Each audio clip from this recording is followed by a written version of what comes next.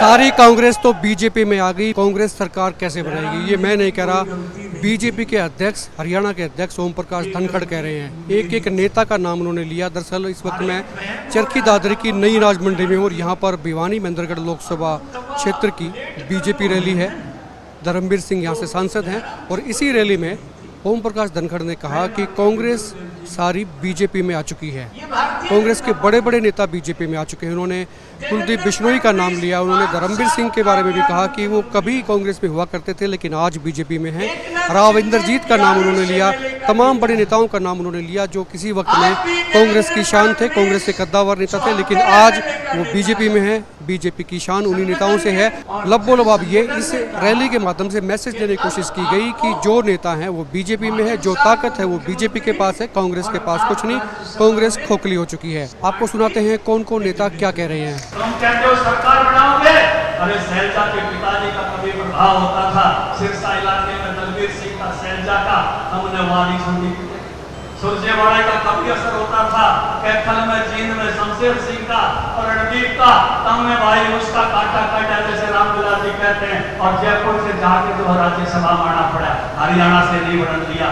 कभी राव इंद्रजीत सिंह जी बड़े नेता होते थे कांग्रेस के, आज बीजेपी के बड़े नेता हैं। कभी कुलदीप बिश्नोई कांग्रेस के बड़े नेता होते थे, आज बीजेपी के बड़े नेता हैं। आज धर्मवीर जी हमारे बड़े नेता हैं, रमेश कौशिक हमारा बड़ा नेता है, आज हमारे जो है अरविंद बड़े नेता है। भाइयों तुम सरकार कहां से बनाओगे? कांग्रेस तो सारी बाहर में आके बाहर बड़ा नेता होगी। तुमने तो अपना मैदान साफ कर दिया। पूरा हरियाणा देखोगे तो बाबू बेटा तुम तो सिकड़ कर रह गए। आने वाला समय 2024 का अपना है, भारतीय जनता पार्टी का है, नरेंद्र मोदी का है। और तीसरे जी को भी फिर से बहुत बहुत बधाई देता हूँ। कल अच्छा मुहूर्त हमारा सिरसा में हुआ था, आज आप धर्मवीर जी ने भी मिनट काट दिए। या रिपोर्ट हम भी 40 तक फूल डाल देंगे। इस सिलसिले में तो तगड़ी दिए थी लेकिन आज आगे देने की हुई है। इसी रैली के दौरान जिस वक्त डी खाली थी, लेकिन जब धर्मवीर सिंह अपना भाषण देने के लिए आए तो उन्होंने बाहर खड़े लोगों को उसी डी में बैठने के लिए कह दिया, क्योंकि पंडाल भर चुका था, लोग बाहर खड़े थे। धर्मवीर सिंह ने कहा कि कोई दिक्कत नहीं है, बेशक डेकोरम टूट जाए लेकिन कार्यकर्ता डी में आकर बैठ जाए। तमाम बड़े नेताओं ने इस रैली को संबोधित किया और ओम प्रकाश धनखड़ ने धर्मवीर सिंह को बधाई भी दी। उन्होंने कहा कि कामयाब रैली के लिए वो उसकी बधाई देते हैं। रामविलास शर्मा ने भी अपनी बात कही, जेपी दलाल ने भी अपनी बात कही, तमाम बड़े नेताओं ने बीजेपी के उन्होंने अपनी बात कही है। और बीजेपी के प्रभारी विप्लव देव ने भी इस रैली को संबोधित किया। उन्होंने भी कहा कि आने वाला वक्त फिर से मोदी का है और 2024 में नरेंद्र मोदी एक बार फिर से तीसरी बार देश के प्रधानमंत्री होंगे। कल सिरसा में रैली थी, आज भिवानी महेंद्रगढ़ की दादरी में रैली, क्या कहेंगे, माहौल कैसा? देखिए, सिरसा में कल ऐतिहासिक रैली हुई है और सिरसा के भूमि और जींद के भूमि ये हरियाणा के राजनीतिक पैरामीटर बताती है।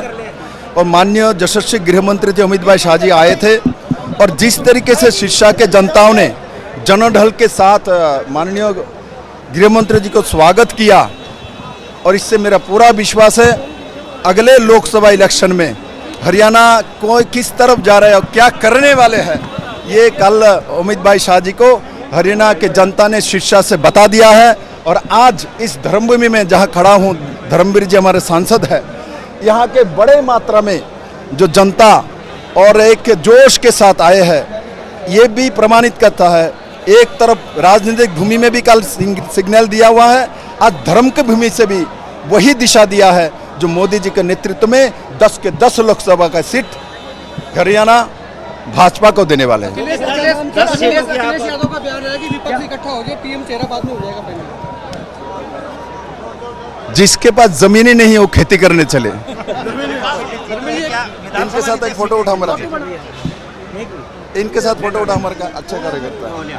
हरियाणा में आप कह रहे लोकसभा जीते कि आप विधानसभा की बात करें, अच्छा, विधानसभा में क्या गठबंधन रहेगा? अच्छा सर,